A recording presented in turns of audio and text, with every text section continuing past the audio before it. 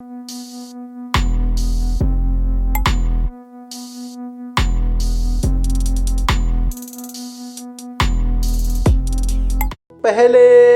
पहले जब मगध देश के ये राजगिरी नगर में एक धर्मात्मा राजा अच्छे से धर्म पूर्वक राज्य कर रहे थे, उस समय वहाँ बोधिसत्व जो भविष्य में जाके बुद्ध होने वाले हैं, वो बोधिसत्व एक उच्च ब्राह्मण कुल में जन्म हुआ। बड़ा होने के बाद अच्छे शिक्षा दीक्षा भी लिया और उससे भी उम्र होने के बाद वो ऋषि संन्यास लेते हैं, प्रवचन धारण करते हैं, फिर हिमालय पर्वत में जाके अच्छे से ध्यान साधना करके बहुत बड़े बड़े ध्यान, अभिज्ञा, समापति ऐसे ध्यान भी प्राप्त करते हैं। फिर ऐसे हिमालय पर्वत में रहते रहते, अभी हिमालय पर्वत में रहेंगे तो वहाँ फल या अनेक तरह से ऐसे ही खाते रहेंगे तो नमक तो मिलता नहीं, तो ये शरीर को नमक की भी ज़रूरत रहता है। इसलिए समय समय पे नमक खाने के लिए, नमक ग्रहण करने के लिए नगर की तरफ भी आना रहता है। तो ऐसे ही वो ऋषि भी एक दिन ये भिक्षाटन के लिए या नमक सेवन करने के लिए हिमालय पर्वत से ये नगर की तरफ, राजगिरी नगर की तरफ आए। और नगर की तरफ आके जो सुंदर सा बगीचा है, जो राज उद्यान है, वहाँ पे रहते हैं और वहाँ से भिक्षाटन के लिए बाहर जाते हैं। जब वो ऋषि को देखते हैं, सारे लोग बहुत ही प्रसन्न होता है, बहुत ही आनंदित होता है। तो ये बात देश के राजा को भी पता चला, तो राजा भी वो ऋषि को मिलने के लिए आते हैं। राजा को भी बहुत अच्छा लगता है, बहुत ही प्रसन्न होता है। फिर वो ऋषि को राजमहल में लेके जाते हैं और वहीं अच्छे खासे भोजन दान देते हैं। और भोजन दान देने के बाद राजा उनके उपदेश सुन के और प्रभावित होके फिर ये भी वचन लेते हैं कि जब तक वो शहर में रुकेंगे वो वही राज उद्यान में रुकेंगे और हमेशा राजमहल में ही भोजन के लिए आएंगे। तो ऋषि ने भी हाँ ठीक है करके वैसा ही स्वीकार कर लिया।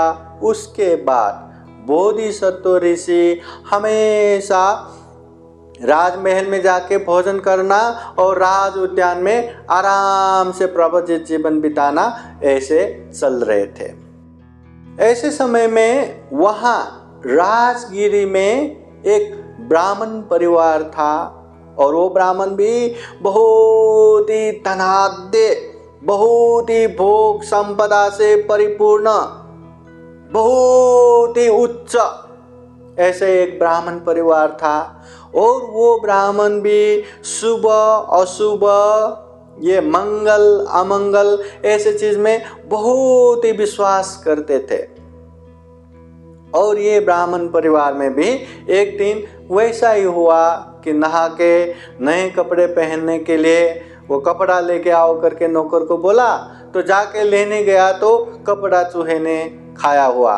तो ये बात वो ब्राह्मण को कहने आया। ब्राह्मण ने, अरे चूहे ने खाया हुआ है, ये तो अमंगल है, ये तो अशुभ है, इतना अपशकुन कपड़ा अगर घर में रखा तो घर का भी विनाश होगा, हमारा भी विनाश होगा।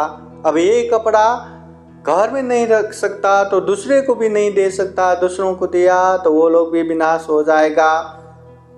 तो अभी इसको कहीं बाहर फेंक दिया तो कोई भी लोग लेके जाएगा, फिर उन लोगों का विनाश होगा। इससे अच्छा है इसको मसान में ही फेंक देते हैं, कच्चे मसान में। तो कच्चे मसान में दूसरों के हाथों से न फेंकवा के अपने ही बेटे को, अपने ही पुत्र को ये काम देते हैं, फिर वैसे ही दंडी से पकड़ के मसान में फेंकने जाते हैं। और इधर भी जो समापत्ति, अभिज्ञा जैसे बड़े बड़े ध्यान प्राप्त ये बोधिसत्व ऋषि ने ये ब्राह्मणों का ये मंगल अमंगल के विषय में जान लिया।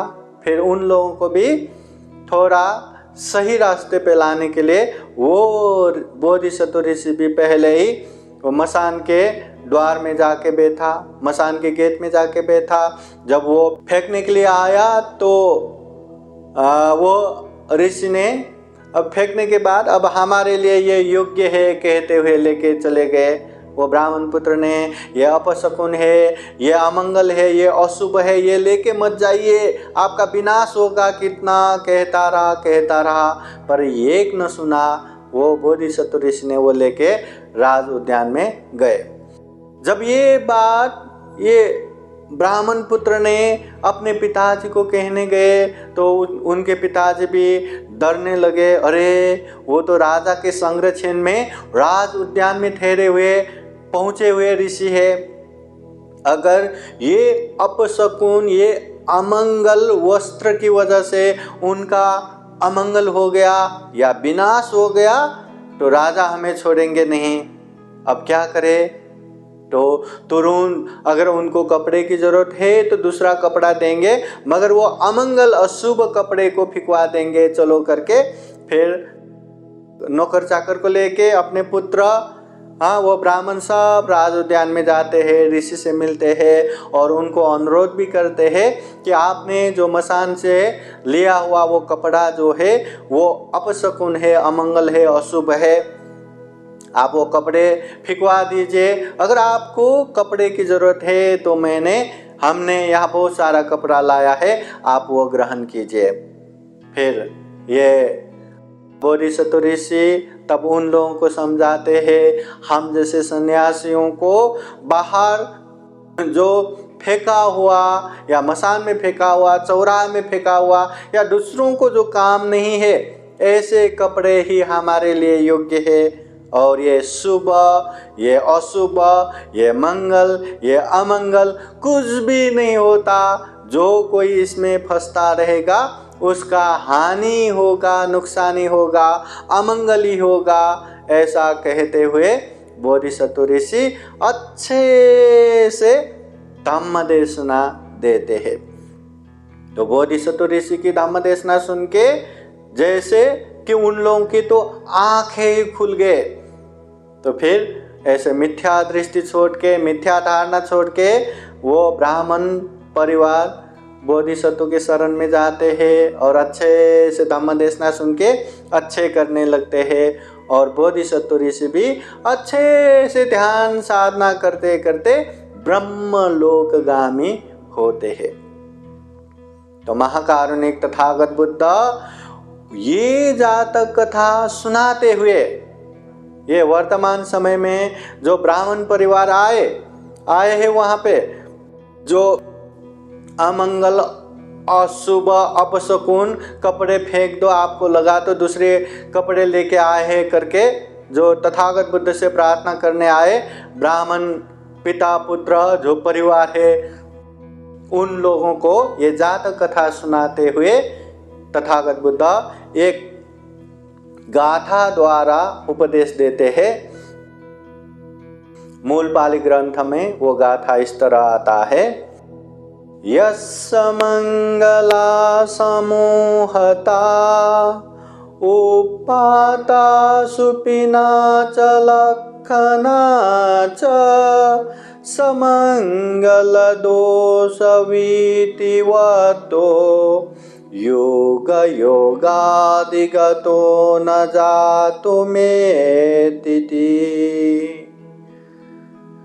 महाकारुणिक तथागत बुद्ध ये गाथा द्वारा कहते हैं जिस भी इंसान के मंगल, उपाद, स्वप्न तथा लक्षण ये सब समूल नष्ट हो गए हैं, वो इन मंगल दोषों को लाग जाने वाला, इन द्वंद्व धर्मों को जीत लेने वाला निश्चय पूर्वक फिर इस संसार में जन्म ग्रहण नहीं करता। तथागत बुद्ध कहते हैं जो भी इंसान हो ऐसे मंगल के विषय में, हाँ, ऐसे मंगल के विषय में जो मांगलिक है जो अमांगलिक है ऐसे चीज में विश्वास करना, या जो उत्पात है, उत्पात बोले तो सूर्य ग्रहण चंद्र ग्रहण ऐसे चीज में विश्वास करना, या स्वप्न, शुभ स्वप्न अशुभ स्वप्न ऐसे चीज में विश्वास करना, या लक्षण, ये चिन्ह शुभ अशुभ ऐसे चीज में विश्वास करना, ऐसे चीज से जो ऊपर उठ के ऐसे चीजों से विश्वास करना छोड़ के जो अच्छे से आचरण करता है, जो अच्छे ध्यान साधना करता है, ऐसे लोग सभी दुखों को नाग के दुख मुक्त हो जाएगा, जन्म मरण से मुक्त हो जाएगा। फिर तथागत बुद्ध यहाँ बहुत सारे बातें, बहुत सारे उपदेश देते हैं, जैसे मंगल के विषय में उपदेश देते हैं, जैसे दृष्ट मंगल या आंखों से अच्छे अच्छे देखने का मंगल, या जो श्रुत मंगल ये कानों से अच्छे अच्छे सुनने का मंगल, या स्पर्श इंद्रिय मंगल ये इंद्रिय से स्पर्श करने वाला मंगल, ऐसी चीज में विश्वास करके नहीं बैठना चाहिए, इससे ऊपर उठना चाहिए।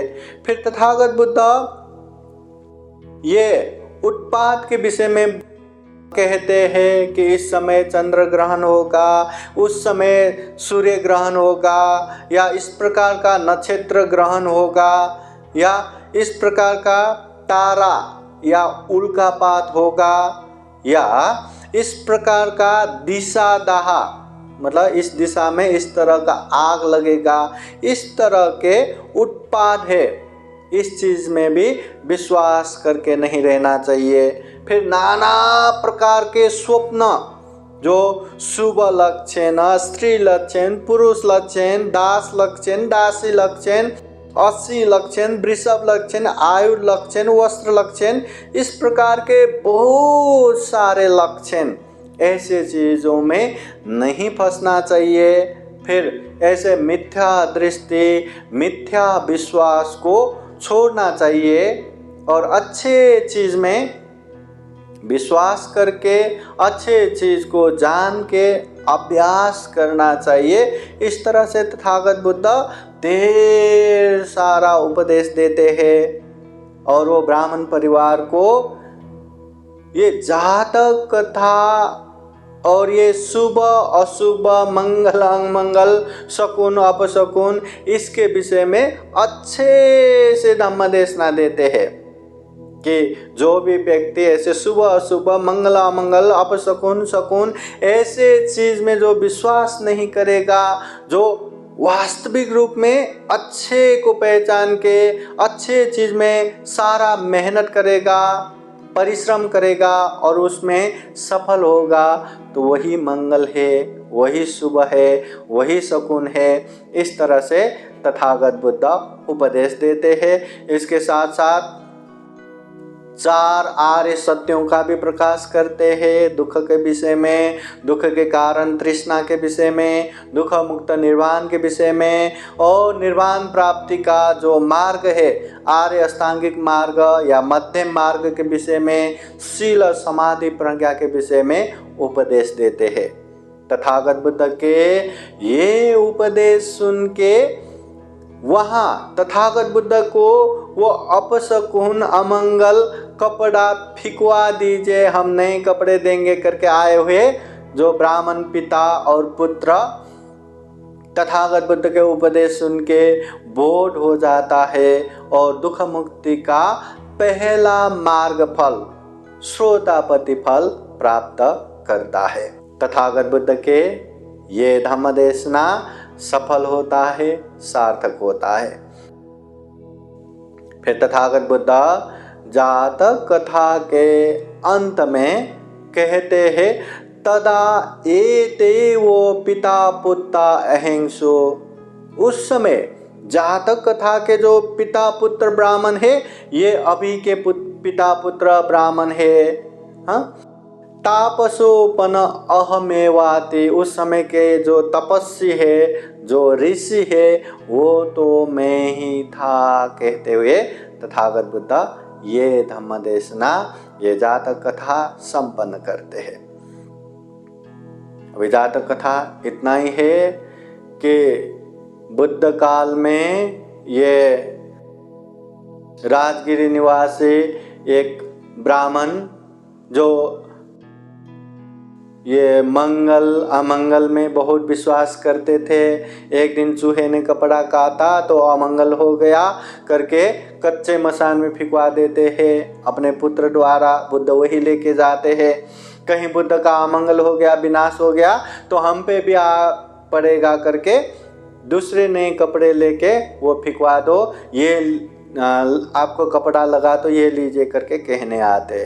तो बुद्ध अभी नहीं पहले भी ऐसे ही मना किया था कहते हुए ये जातक कथा सुनाते हैं। वहाँ भी बोधिसत्व ये पहुँचे हुए ऋषि होके हिमालय पर्वत से ये नगर में आते हैं, राजा के संरक्षण में राज उद्यान में रहते हैं। और ऐसे समय में वो ब्राह्मण परिवार में ऐसे ही विश्वास करने वाले, मंगल अमंगल विश्वास करने वाले वो ब्राह्मण परिवार में वैसे ही चूहे ने कपड़ा काटा तो बहुत ही अमंगल हो गया करके वहाँ भी पुत्र द्वारा कच्चे मसान में फिकवा देता है।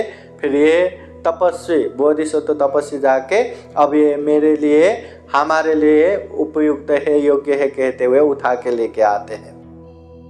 फिर ये बात पुत्र द्वारा उसके पिताजी सुन के अरे ये तो बहुत ही महाविनाश की बात हो गया, चलो उनको दूसरा नया कपड़ा देते हैं, वो फिकवा देते हैं करके आते हैं। फिर बोधिसत्व के उपदेश सुन के वो लोग भी बोधिसत्व के शरण में जाते हैं, मिथ्या दृष्टि छोड़ते हैं और जीवन अच्छे से संचालन करते हैं। यही बात तथागत बुद्ध उन लोगों को जोड़ते हुए जातक कथा सुनाते हुए धम्म देशना देते हैं कि जो भी ऐसे लक्षण अलक्षण शुभ अशुभ मंगल अमंगल ऐसे चीज से उठ के ऐसे चीज़ों को दूर करके जो सही चीज़ को जान के सही रूप से आचरण करेगा वही जन्म मरण से मुक्त होगा, दुख मुक्त होगा। इस तरह से अनेक उदाहरण देते हुए धम्म देशना देते हैं। धम्म देशना सुन के वो पिता पुत्र जो ब्राह्मण है उन लोगों ने श्रोतापति फल प्राप्त करते हैं। ये धम्म देशना सार्थक होते हैं। तो ये मंगल जातक, ये मंगल जातक से यही सीख मिलता है, जीवन में कोई भी काम करो, कोई भी काम चाहे शुभारंभ करो, चाहे उसको और तेज गति में लेके जाना हो या कुछ भी करना हो, कभी भी मंगल अमंगल के चक्कर में नहीं रहना, कभी भी शुभ अशुभ के चक्कर में नहीं रहना। ये आज नक्षत्र अच्छा नहीं है, आज लक्षण अच्छा नहीं है, आज ये स्वप्न अच्छा नहीं है, आज ये अच्छा नहीं वो अच्छा नहीं, ऐसा कहते हुए ये जीवन में ऐसा कहते हुए ये काम को दूर नहीं करना। अगर हमने काम को अच्छे से किया और जितना मेहनत करना है वो अच्छे से मेहनत किया और वो काम में हम सफल हो गया तो क्या वो मंगल नहीं? क्या वो शकुन नहीं है? शगुन नहीं है? क्या वो शुभ नहीं है? निश्चित रूप से वही शुभ है, वही मंगल है। तो इसलिए जीवन में ये मंगल अमंगल शुभ अशुभ ऐसे चीज में नहीं पड़ना चाहिए और तथागत बुद्ध ने इन चीज़ों में नहीं पड़ना, अच्छे धम्म को जान के अच्छे धम्म को अभ्यास करके दुख मुक्त होना है, इसी तरह का उपदेश देते हैं। और ये मंगल जातक भी यही है। तो सब लोग हाथ जोड़ के बैठे हैं। आज हमने जो मंगल जातक ये धम्म देशना सुना, बुद्धवाणी उपदेश सुना, ये पुण्य है, ये धम्म है। इस पुण्य के अनुभव से बुद्ध धम्म संघ के अनंत अनंत गुण धम्म और आशीर्वाद के अनुभव से अनंत बोधिसत्वों के गुण धम्म और आशीर्वाद के अनुभव से आप सभी के जीवन में खूब खूब सुख हो, शांति हो, मंगल हो, कल्याण हो। जीवन में ज़्यादा से ज़्यादा पुण्य धम्म करते हुए जन्म जरा व्याधि मरण से मुक्त निर्वाण तक साक्षात्कार कर सके, ऐसी कामना करते हुए बुद्धवाणी पाली गाथा द्वारा आशीर्वाद देते हैं। श्रद्धापूर्वक ध्यानपूर्वक आशीर्वाद ग्रहण कीजिएगा। सवितयो विवजन्तु सब्बरोगो विनाशतो माते भवतु अन्तरायो सुखी दीर्घायुको भवतु सर्वमङ्गलं रक्षन्तु सर्वदेवता सर्वबुद्धानुभावेन सदा शुद्धि भवन्तु ते भवतु सर्वमङ्गलं रक्षन्तु सर्वदेवता सर्वधर्मानुभावेन सदा शुद्धि भवन्तु ते भवतु सर्वमङ्गलं रक्षन्तु सर्वदेवता सर्वसङ्घानुभावेन सदा शुद्धि भवन्तु ते इच्छितं पाचितं द्वियङ्गिपमेव समेजतु सबे पूरयन्तु चित्तसङ्कल्पा चन्दोपन्नरसो यथा आयु आरोग्य सम्पत्ति सर्गसम्पत्तिमेव च अतो निब्बान सम्पत्ति इमिनाते समेच्छतु। साधु साधु साधु। बुद्धं नमामि, धम्मं नमामि, संघं नमामि, अहं वन्दामि सर्वदा। सबका मंगल हो, सबका कल्याण हो, सुखी हो। साधु साधु साधु। बुद्धं नमामि, बुद्ध को नमन करता हूँ। धम्मं नमामि, धम्म को नमन करता हूँ। संघं नमामि, संघ को नमन करता हूँ।